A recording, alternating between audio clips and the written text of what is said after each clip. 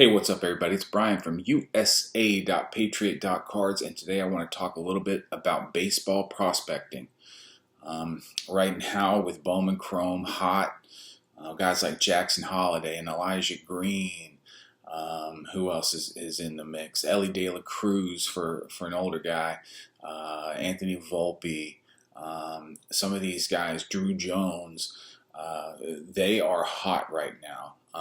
In the terms of like guys like Anthony Volpe, even ONeill Cruz, I'll be honest, I don't know a ton about those guys. I know Volpe is expected to be called up pretty soon in New York. I know that Isaiah Kiner-Falefa is not a long-term play for the Yankees, so as soon as he gets called up, his prices will take a slight bump. But I think a lot of the expectations for Volpe are baked in. But guys like Drew Jones or Jackson Holliday, these guys are not going to be in the major leagues this year. They just won't. So they're going to start in the minor leagues. If you go out and buy a big card of Jackson Holliday, you're going to find yourself looking for minor league box scores and trying to follow him that way. And then he will get a bump if he gets off to a good start. And there's some rumblings about maybe him getting called up. But there is a whole trajectory in the evolution of these guys' careers that gives you some entry points that are better than right now. I'd say right now is probably the worst time to go in on a Jackson Holliday or a Drew Jones or an Elijah Green card. Not saying that these cards are at their peak already. They definitely have room to go. But let's take the case of Bobby Witt.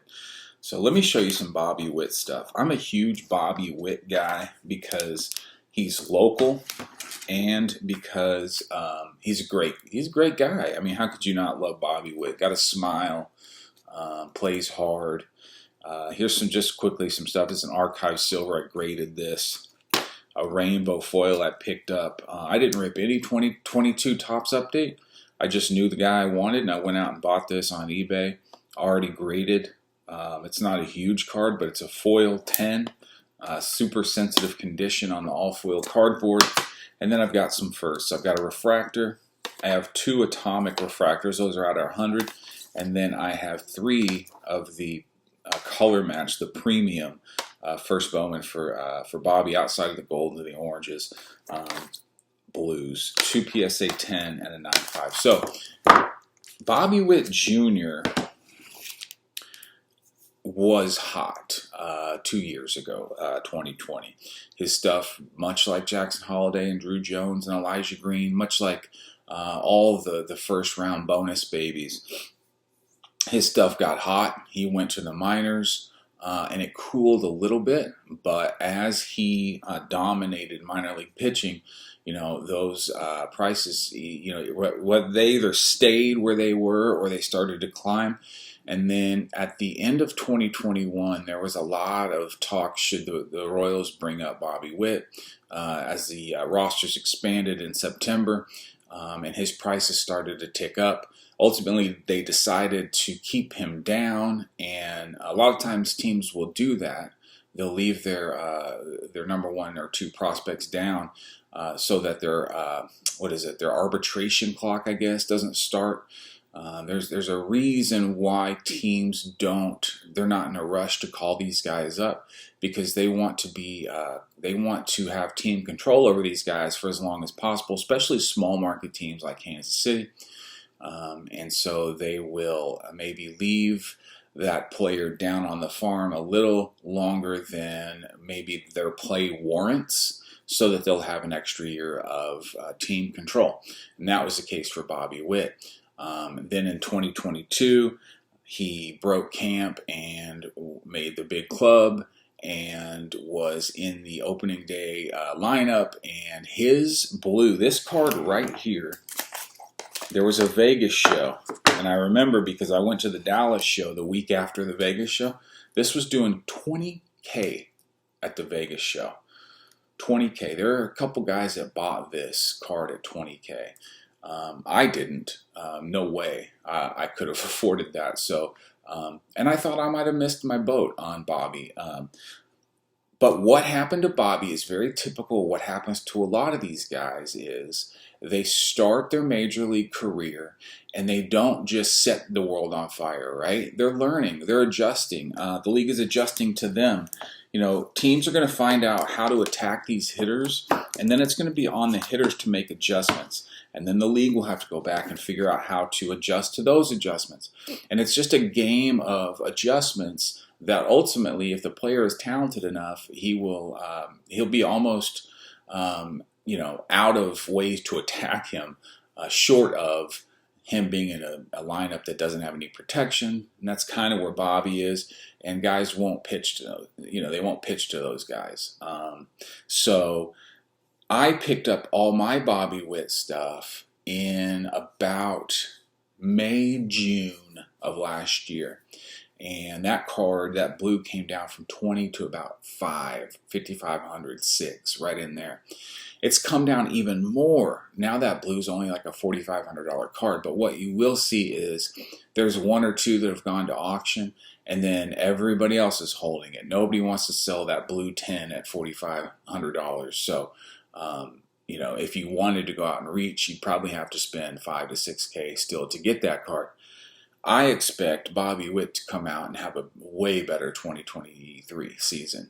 It's not that he didn't play well last year. I mean, he hit 3 or 4 bombs, stole 30 bases, hit about 270. And if it wasn't for this guy, where is he? If it wasn't for this guy, I think people would be talking a lot more about Bobby Witt Jr. Now, here's the outlier, the Julio Rodriguez story. He came into the league, his prices were about where Bobby's were, and then he just went straight up from there.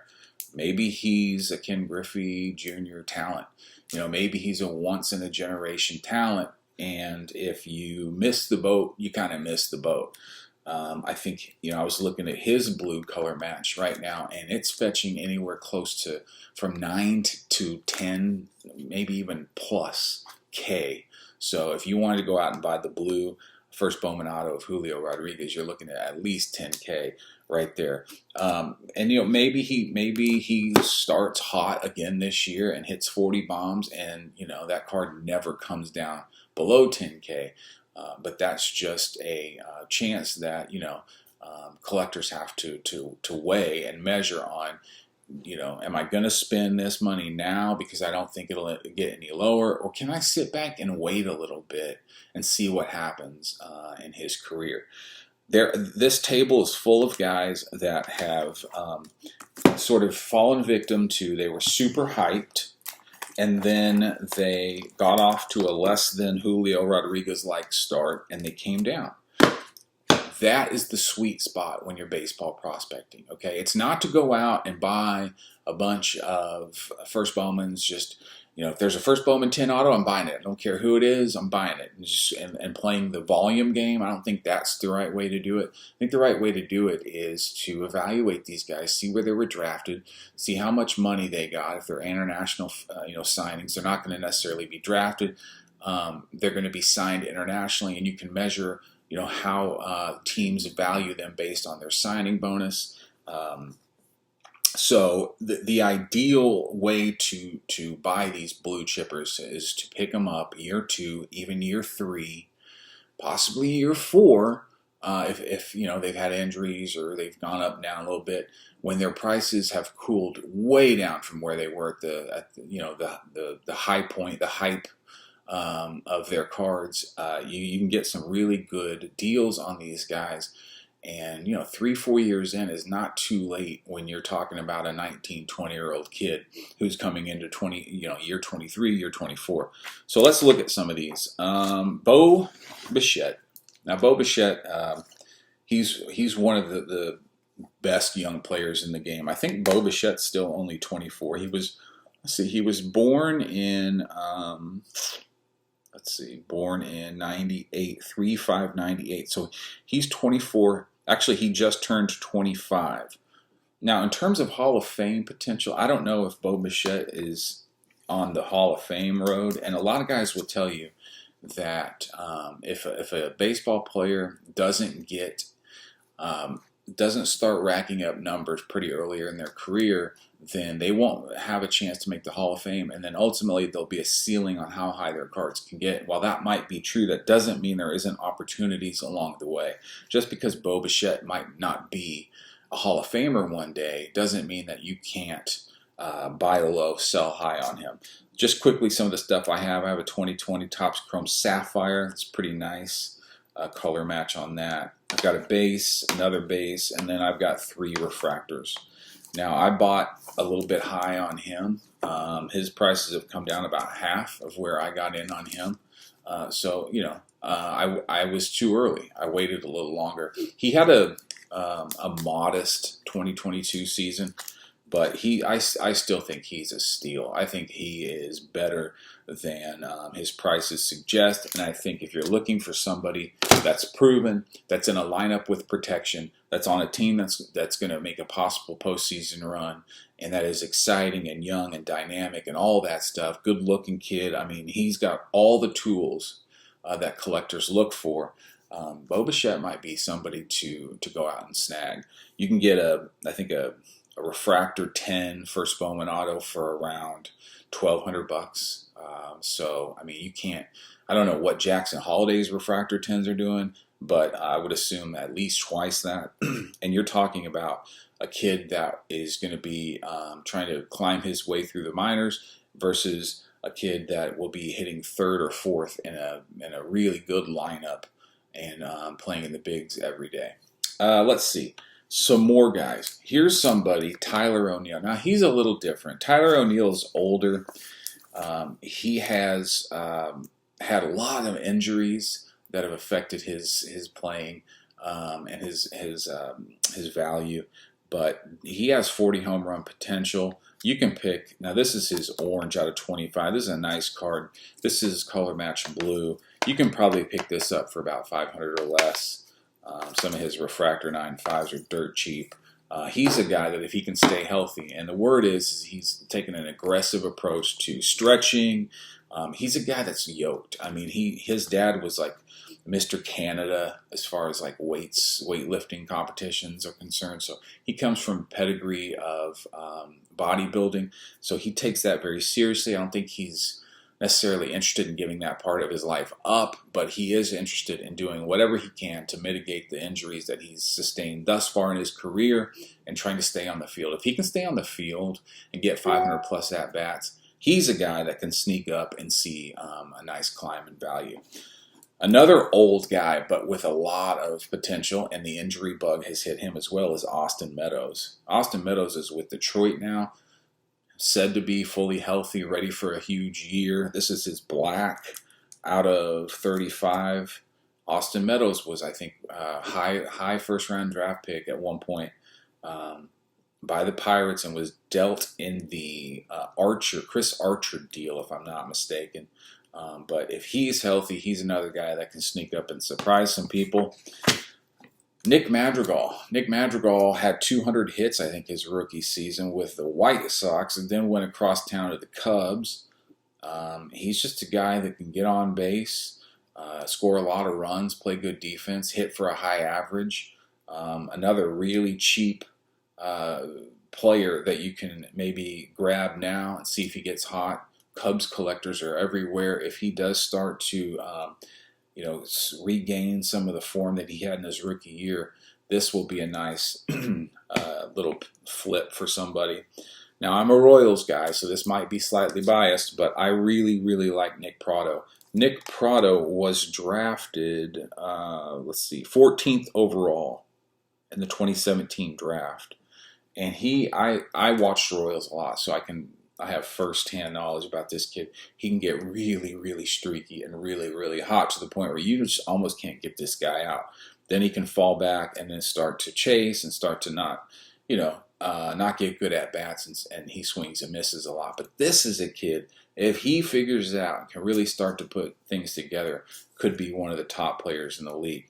I think in his case, the league adjusted, and he's still adjusting, right, and trying to figure out how to attack, pitchers or how to how to adjust to the adjustments that they're making on him, and how to really get aggressive and see pitches and wait for his pitch, all that stuff that makes baseball so hard to play. This is a guy that definitely has not cooled down, but when you talk about ONeill Cruz, you talk about a 6'7" shortstop that they have not moved. He screams right field to me. Power hitter, cannon of an arm, tall, lanky, but they keep him at shortstop. Why? Because he's that good. He has the highest velo exit velocity on his home runs that the league has ever seen. I think he has the hardest hit home run ever recorded. ONeill Cruz is someone that has the ability to be the face of the league.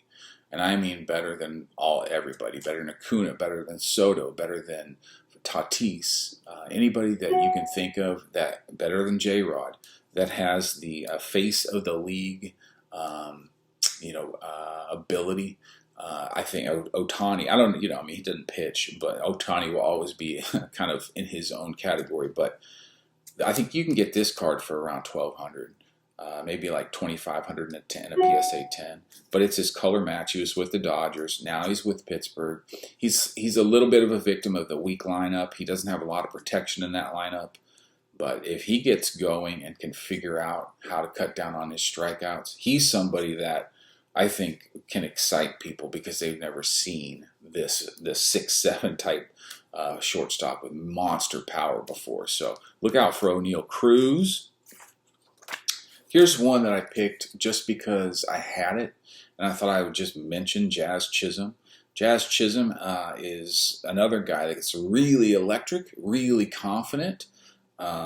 He's not Ronald Acuna, but his prices aren't Ronald Acuna's either.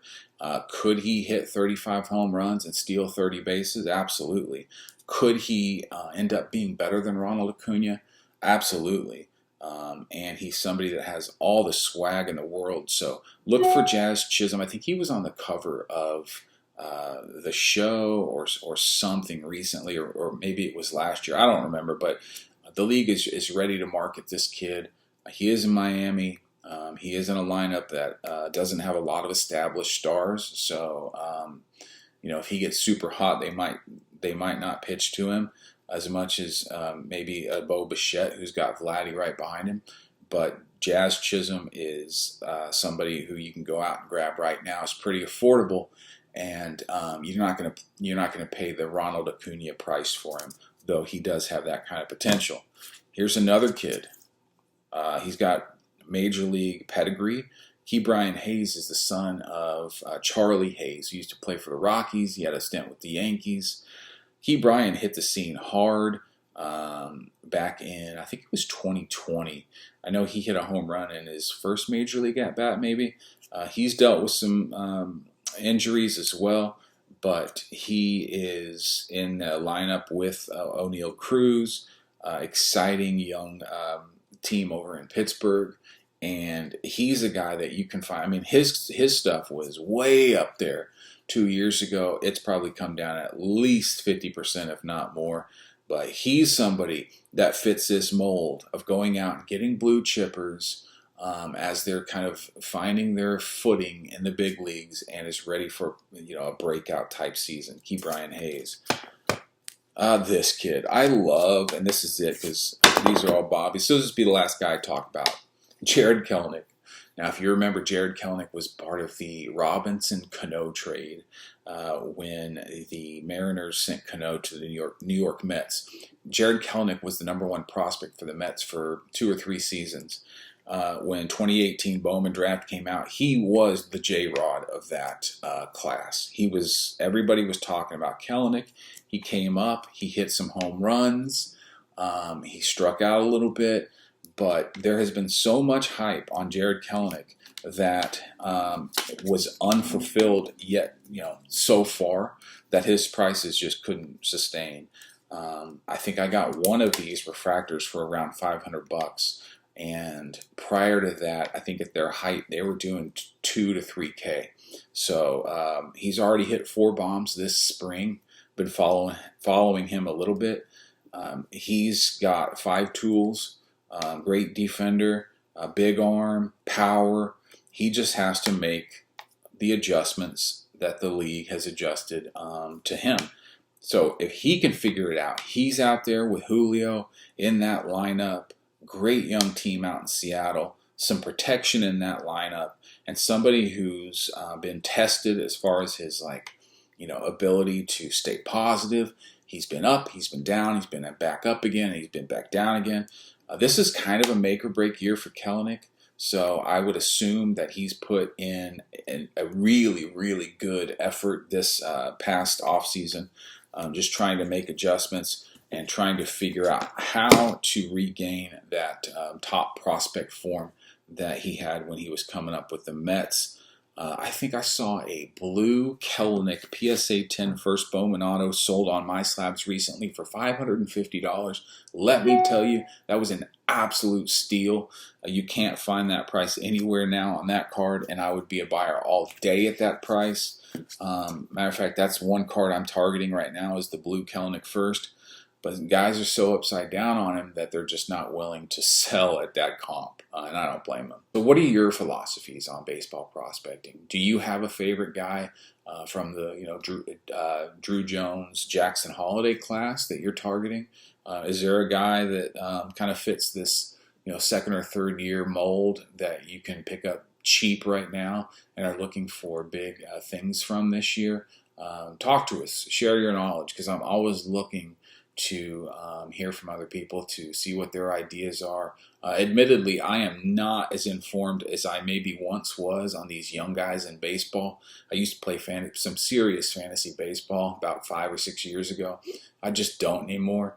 But I do try to find guys like Jarred Kelenic who have 2 or 3 years, 4 years under their belt. They were once super high prospects in their organizations, and their value has fallen because the hype has fallen, but it won't take long. As a matter of fact, I bet people are starting to talk about Jarred Kelenic right now. As I mentioned, he has 4 home runs this spring. He's hitting over 400. Now, don't get duped into the inflated spring training numbers, because spring training is not the regular season. There's been a ton of examples of guys. I mean, I think Bobby Witt last spring hit like 500 the whole spring. So that's when his blue came out, was selling for $20K in Vegas.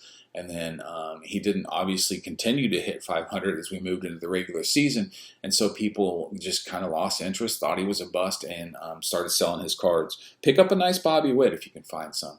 His hype is definitely not all the way down to a Jarred Kelenic level, but I do expect him to have a surprisingly good 2023 in Kansas City.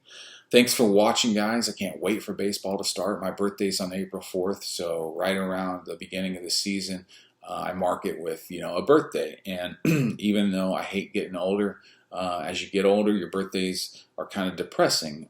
But it's always nice to blow out the candles for my birthday cake and then start watching some MLB baseball. Love baseball season. I love the every day you get to see how your investments, your cards, your players have done. Looking at box scores, watching MLB quick pitch, all that stuff. I love it. We're moving into the NBA playoffs, moving into the NFL draft, so it's getting really exciting. And as sellers, guys, start putting stuff up on eBay, start trying to move stuff, because tax returns are coming, and we always see a spike or an increase, at least in the volume of sales, when people start getting that money. So make sure you're prepared and you have your cards listed for that. Thanks for watching. I appreciate it as always, and until we see you on the next one, take care. Bye.